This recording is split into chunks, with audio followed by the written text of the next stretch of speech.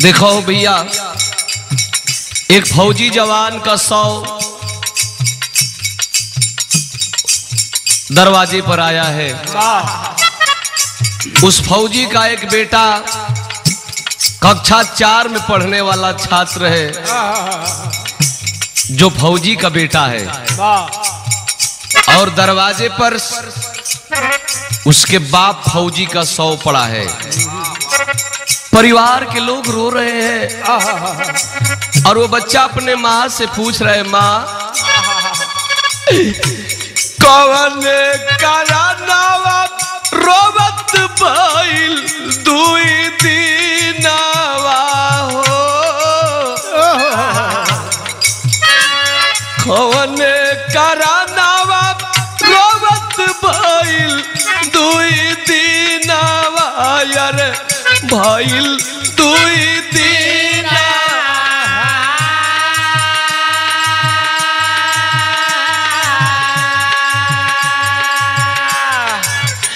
हमरो के बतावा मम्मी मोरनी हो राम हो रामारे, हमरो के बतावा मम्मी मोरनी हो राम हो रामारे, हमरो के बतावा मम्मी मोरनी हो राम।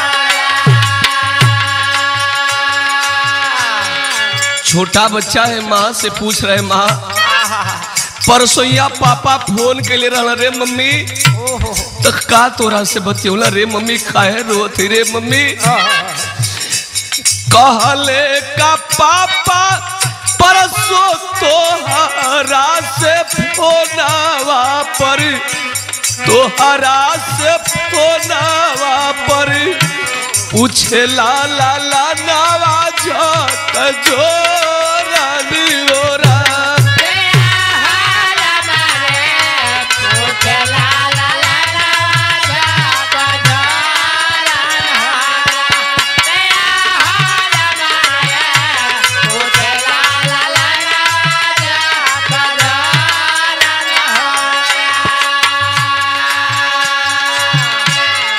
लाख पूछ रहा है वो बच्चा, उसकी माँ रो रही है।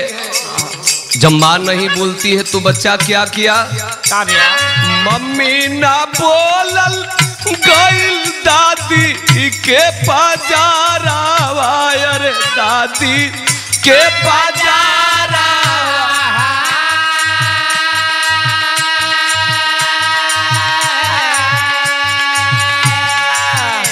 रोई रोई पूछे हाथवा जोरानी राम,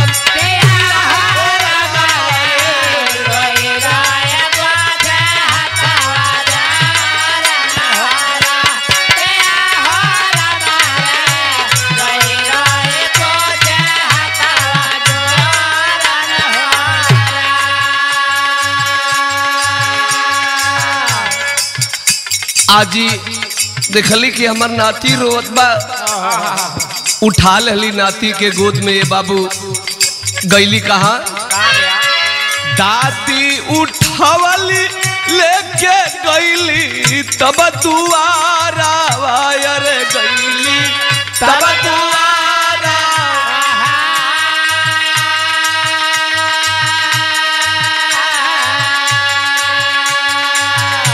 रोआ माटी कुलावा के अजोरानी राम,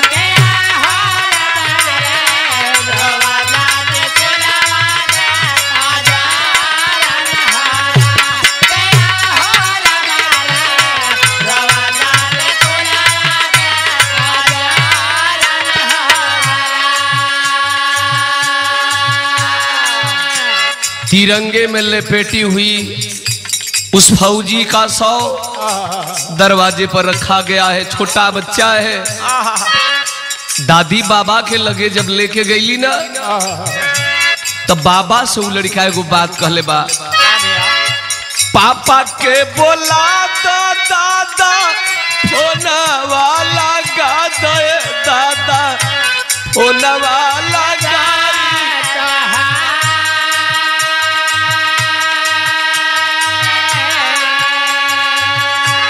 अखिया से गिरत बाटे लो रानी हो राम।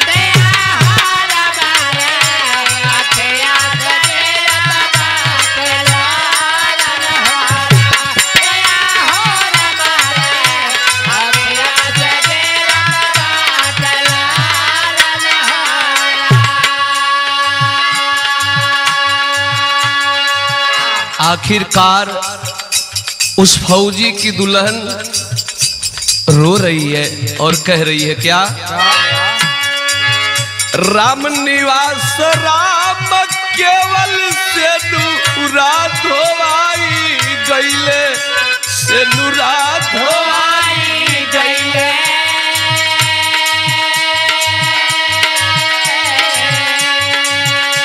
हाथ के कंगनवा गईले तो रानी राम। हाथ के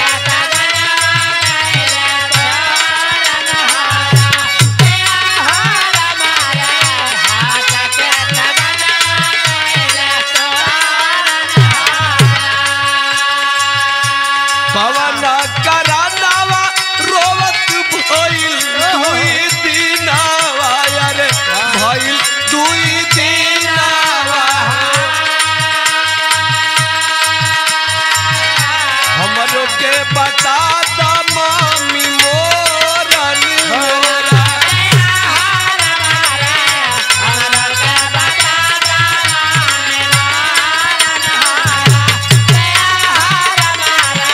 हमरो के बता द मम्मी मोरन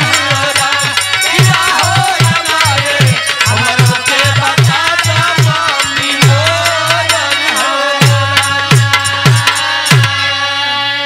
जय हिंद, जय भारत।